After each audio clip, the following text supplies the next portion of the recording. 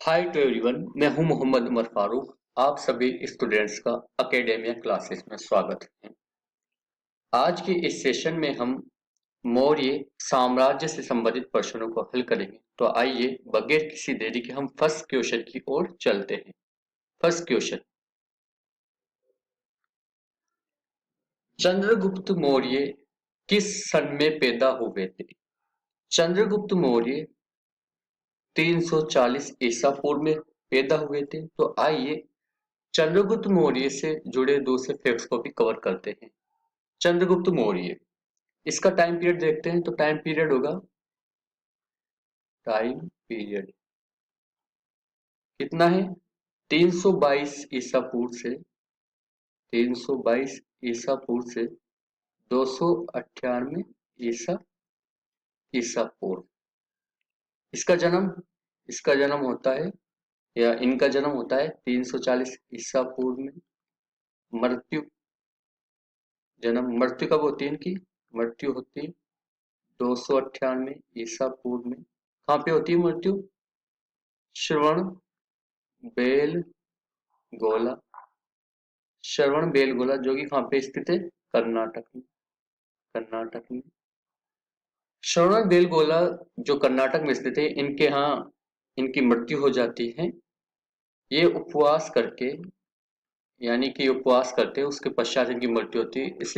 इस प्रथा को क्या बोलते हैं? संथारा प्रथा। इस प्रथा को जैन धर्म में क्या बोलते हैं? संथारा प्रथा बोलते हैं। चंद्रगुप्त मौर्य ने यूनानी शासक सेल्यूकस निकेटर को पराजित किया था। इसके परिणाम स्वरूप सेल्यूकस निकेटर ने अपनी पुत्री हेलेना का विवाह किससे किया? हेलेना का विवाह किया था चंद्रगुप्त मौर्य से। हेलेना का विवाह किया था। बंगाल पर चंद्रगुप्त मौर्य की विजय महास्थान अभिलेख से मिलती है। किस अभिलेख से मिलती है? महास्थान अभिलेख। महाअभिस्थान महास्थान अभिलेख से चंद्रगुप्त मौर्य की बंगाल विजय का वर्णन मिलता है। बंगाल विजय का वर्णन मिलता है। ओके। इसके अलावा दक्षिण भारत की विजय दक्षिण भारत की विजय का वर्णन किससे मिलता है हमें? ये मिलता है आहनानूर और मुरना नूर। आहनानूर और मुरना नूर, ये तमिल ग्रंथ है। आहनानूर और मुरनानूर क्या है? तमिल ग्रंथ। Okay, next question. Chandragupta Maurya किस वंश का शासक था? चंद्रगुप्त मौर्य मौर्य वंश का शासक था। किस वंश का शासक था? मौर्य वंश का शासक था। Next question. चंद्रगुप्त चंद्रगुप्त किस धर्म के प्रबल अनुयायी थे? वो थे जैन धर्म के, यानी कि चंद्रगुप्त मौर्य जैन धर्म को फॉलो करते थे। Next question. बिंदुसार किसका पुत्र था? बिंदुसार चंद्रगुप्त का पुत्र था। तो आइए बिंदुसार से भी जुड़े इंपॉर्टेंट फैक्ट को कवर करते हैं। बिंदुसार का टाइम पीरियड होगा 298 ईसा पूर्व से 273 ईसा पूर्व, यानी कि इसका शासनकाल 298 से 273 तक रहता है। इसे अमित्र घात के नाम से भी जाना जाता है। किस नाम से? अमित्र अमित्र घात। इसका मतलब होता है शत्रु विनाशक, यानी कि शत्रुओं का विनाश करता था। ओके। बिंदुसार को वायु पुराण में क्या कहा गया है? भद्रसार या मद्रसार कहा गया है। इसके अलावा इसे जैन ग्रंथों में सिंह सेन कहा गया है। क्या कहा गया है जैन ग्रंथों में? जैन ग्रंथों में सिंह सेन सिंह सेन कहा गया है। बिंदुसार के काल में भी चाणक्य प्रधानमंत्री था, यानी कि जो चाणक्य है, जिसे हम कौटिल्य के नाम से जानते थे, ये बिंदुसार के काल में भी प्रधानमंत्री था, क्योंकि चाणक्य ने ही चंद्रगुप्त की सहायता करके नंद वंश के शासक धनानंद को पराजित किया था, और इसके पश्चात ही मौर्य साम्राज्य की नींव या बुनियाद रखी गई थी। ओके। Next question. महान अशोक किस वंश के शासक थे? महान अशोक मौर्य वंश के शासक थे। अशोक का टाइम पीरियड देखते हैं। अशोक का टाइम पीरियड होगा 273 ईसा पूर्व से 273 ईसा पूर्व से 232 ईसा पूर्व, 232 ईसा पूर्व इसका टाइम पीरियड होगा। सिंगली अनुशर्ती के अनुसार, सिंगली अनुश्रुति के अनुसार अशोक ने अपने 99 भाइयों का कत्ल किया था। अशोक ने आजीवक के रहने हेतु, यानी जो आजीवक संप्रदाय है, आजीविक के रहने हेतु बराबर की गुफाओं का निर्माण किया था। यानी बराबर की गुफाएं कहाँ पे है? बिहार में बराबर की गुफाएं, यानी बराबर की गुफाओं में नहीं, सॉरी, बराबर की पहाड़ियों में गुफाओं का निर्माण किया था। बराबर की गुफाएं नहीं, ना कि बराबर की पहाड़ियों में गुफाओं का निर्माण किया था। वो 4 गुफाएं थी। नंबर 1 लोमश ऋषि गुफा, लोमश ऋषि गुफा, लोमश ऋषि गुफा, ओके। नंबर 2 कर्ण चौपार गुफा, कर्ण चौपार गुफा, ओके। नंबर 3 होगा सुदामा गुफा, सुदामा गुफा, ओके। और नंबर 4 होगा विष्णु झोपड़ी। ये 4 गुफाएं बराबर की पहाड़ियों में स्थित थी। किसने निर्माण किया था? इसका निर्माण किया था, इसका निर्माण किया था अशोक ने, ओके। नेक्स्ट क्वेश्चन,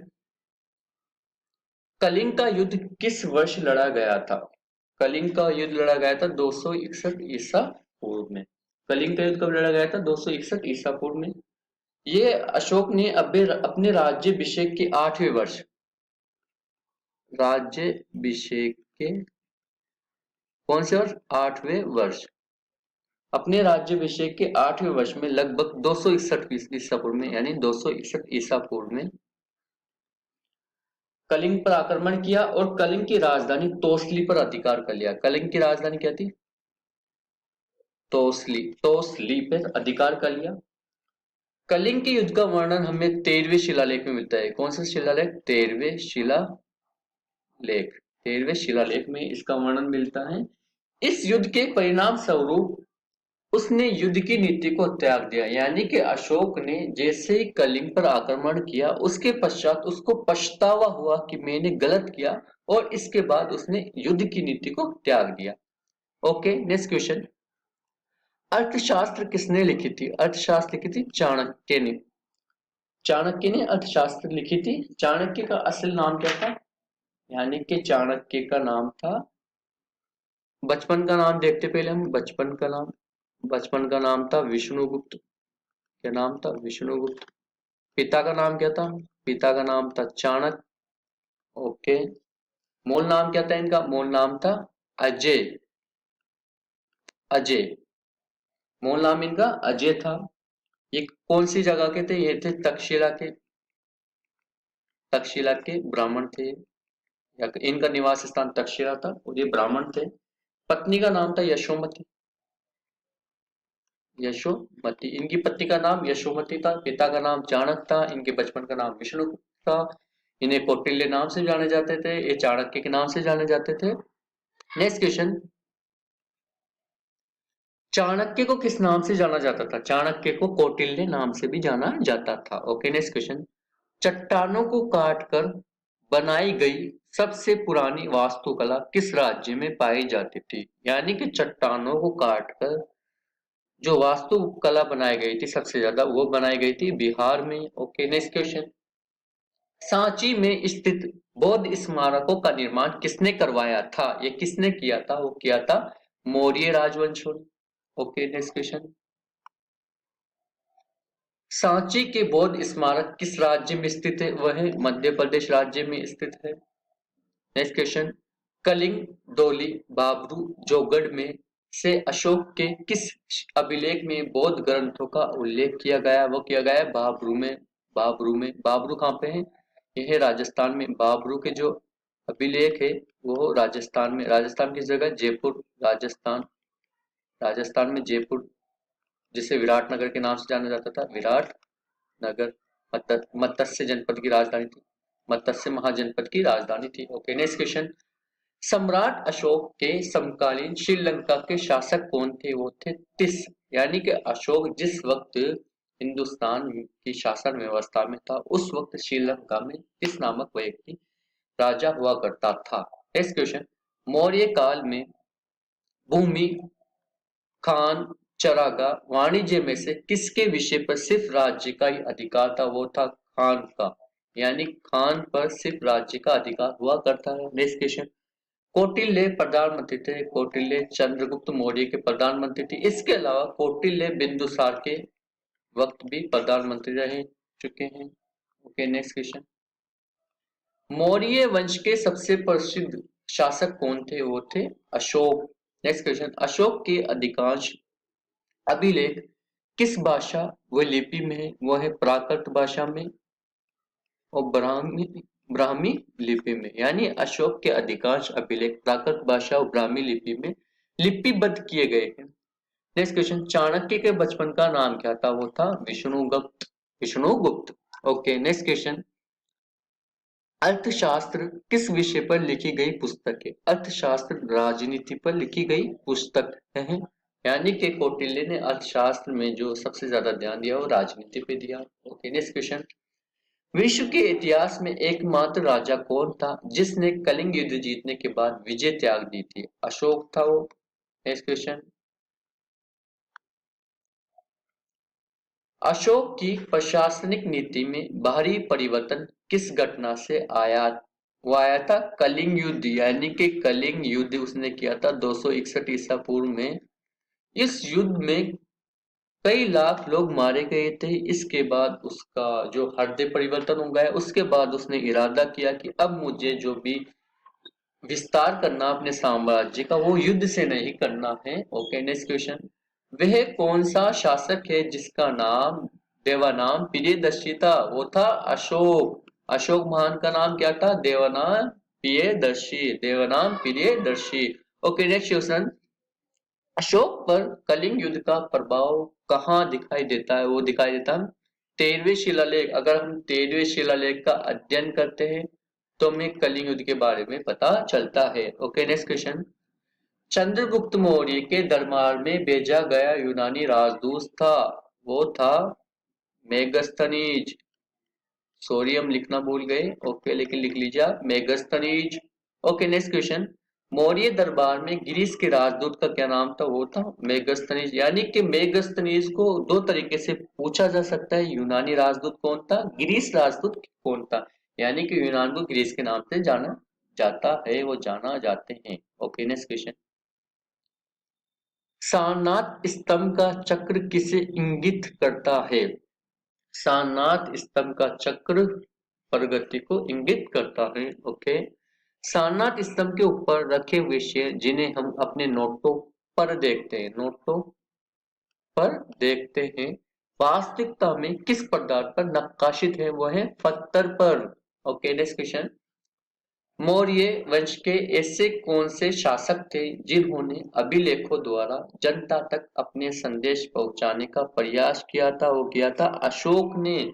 और ये अशोक ने जो अभिलेख लिखने का काम कहाँ से सीखा, यानी कहाँ से लिया इसको? वो लिया ईरानियों से। यानी कि पहले ईरानी लोग इसका इस्तेमाल करते थे, उसके बाद अशोक ने भी लिया इस चीज को। Okay, next question. मौर्य साम्राज्य की राजधानी कहाँ स्थित थी? वो थी पाटलिपुत्र में। पाटलिपुत्र, जिसको हम पटना बोलते हैं। Okay, next question. यूनानियों को बात भारत से बाहर, बात नहीं बाहर किसने निकाला था? वो निकाला था चंद्रगुप्त मौर्य ने। याद है आपको? सेल्यूकस निकेटर को पराजित किया था। सेल्यूकस निकेटर को पराजित किया था। Okay, next question.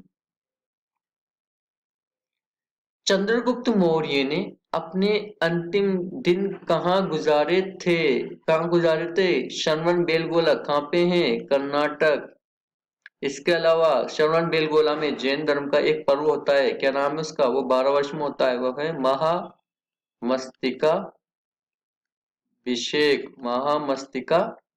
महामस्तिकाभिषेक। Okay, next question. Chandragupta Maurya का पुत्र कौन था? वो था Bindusara. Okay, next question. Bindusara का पुत्र कौन था? वो थे अशोक महान। अशोक महान। Okay, next question. बिंदुसार के शासन के दौरान अशांति कहाँ थी? वो थी तक्षशिला में। तक्षशिला कहाँ पे स्थित है? सिंधु वो झेलम नदी के बीच। ओके, यानी इसके तट पर सिंधु झेलम नदी के बीच स्थित था। Okay, next question.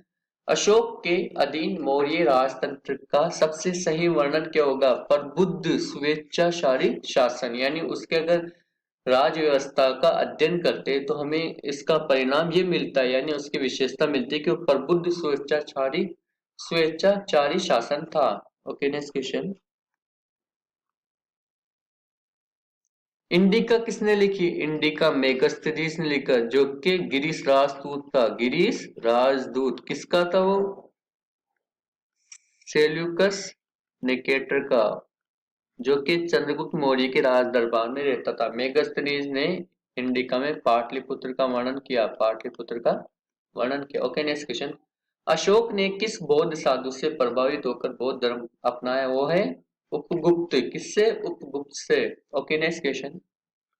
Chandragupta Maurya का प्रसिद्ध गुरु चाणक्य किस शिक्षा केंद्र से संबंधित था? वो था तक्षशिला से। जैसे हमने लास्ट स्लाइड में देखा था कि चाणक्य का निवास स्थान कहाँ पे है? तो है तक्षशिला, यानी वह तक्षशिला के ब्राह्मण निवासी थे, यानी कि वो ब्राह्मण थे और तक्षशिला में रहते थे। Okay, next question.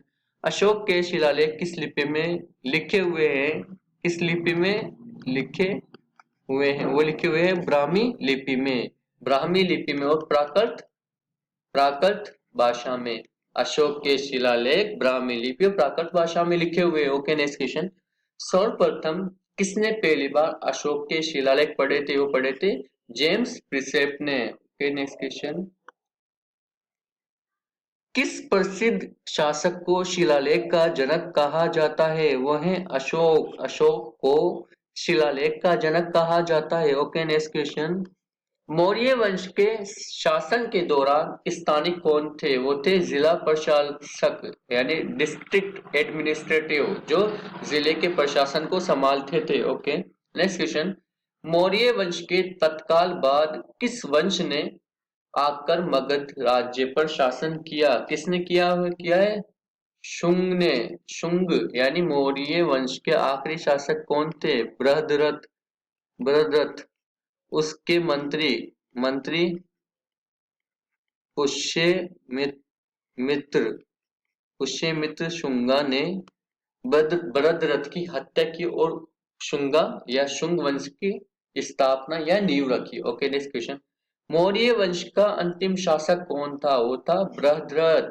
ओके, आज के लिए बस इतना ही। अगर आपको ये सेशन पसंद आया तो लाइक करें, कमेंट करें और अपने दोस्तों के साथ शेयर करें। और अगर आप इस चैनल पर नए आए हो तो चैनल को सब्सक्राइब करें और साथ में बेल आइकन को प्रेस करें, ताकि आपको आने वाली प्रत्येक वीडियो की नोटिफिकेशन प्राप्त हो जाए। Thank you, take care and bye bye.